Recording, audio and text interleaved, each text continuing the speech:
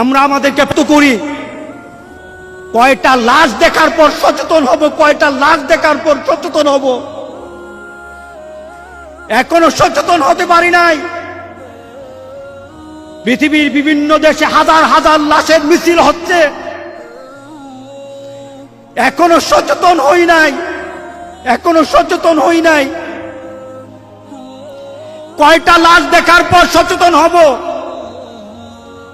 আমরা আমাদেরকে প্রশ্ন করি, আমরা আমাদেরকে প্রশ্ন করতে চাই। কেউ কি আমাকে সংবাদ দিয়েছে কবরে যাওয়ার পর আমার কবরটা ভালো হবে? কেউ কি সংবাদ পেয়েছেন? এমন কেউ তো সংবাদ পাই নাই। তাহলে কিসের আশায় বসে আছি? কিসের আশায় সময় নষ্ট করছি? কিসের আশায় আমরা নিজেদেরকে আল্লাহ থেকে, রাসূল থেকে দূরে সরিয়ে নিচ্ছি? আমরা কত গুনাহ করলে আমাদের চেতনা ফিরে আসবে যে গুনাহ করে ফেলেছি? কত গুনাহ করলে?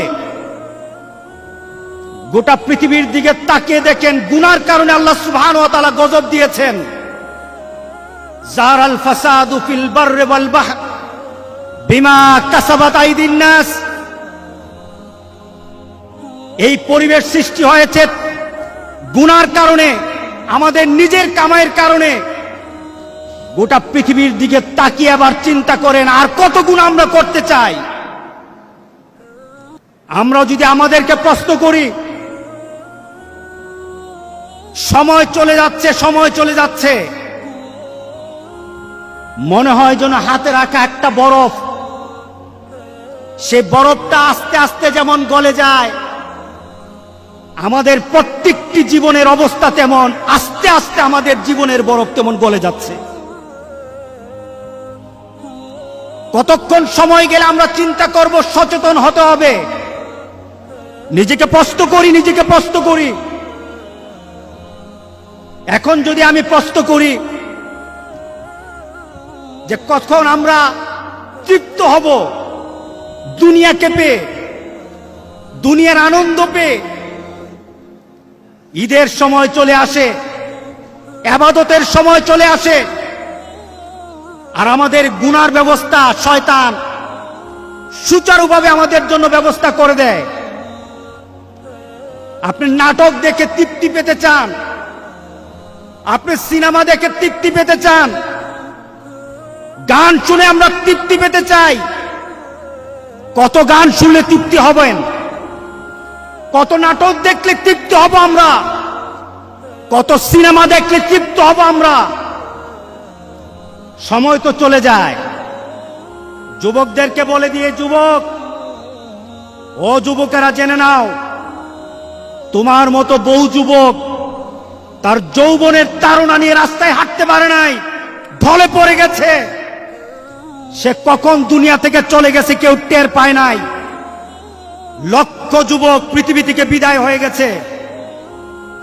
যুবক, তুমি মনে করো না তোমার যৌবনের শক্তি দিয়ে অনেক লম্বা সফর বৃদ্ধ বয়স পর্যন্ত তুমি চলে যেতে পারবা। এই আশা করো না, বরঞ্চ আশা করো যৌবন কালটাকে জান্নাতের জন্য ব্যবহার করব। যৌবন কাল দিয়ে জান্নাত খরিদ করব। এই যৌবন কাল দিয়ে আল্লাহর দরবারে একজন নেককার বান্দা হয়ে দাঁড়াবো। যুবক, গান হবে না। গান যদি যাও আমার রাসূল তোমার প্রতি রাগ করবে।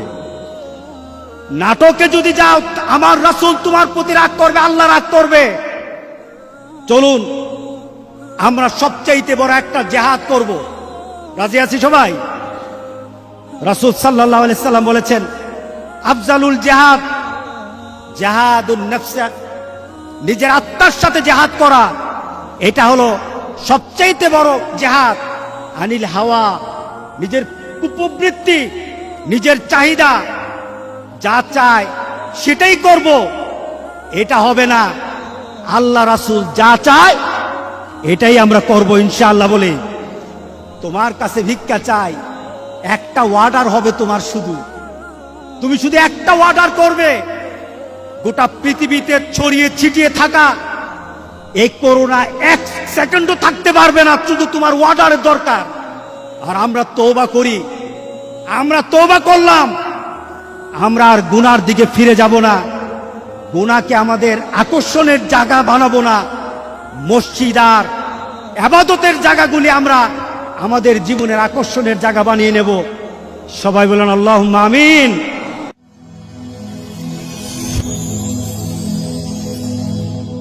Rose TV 24. Enjoy by listening to the Holy Quran.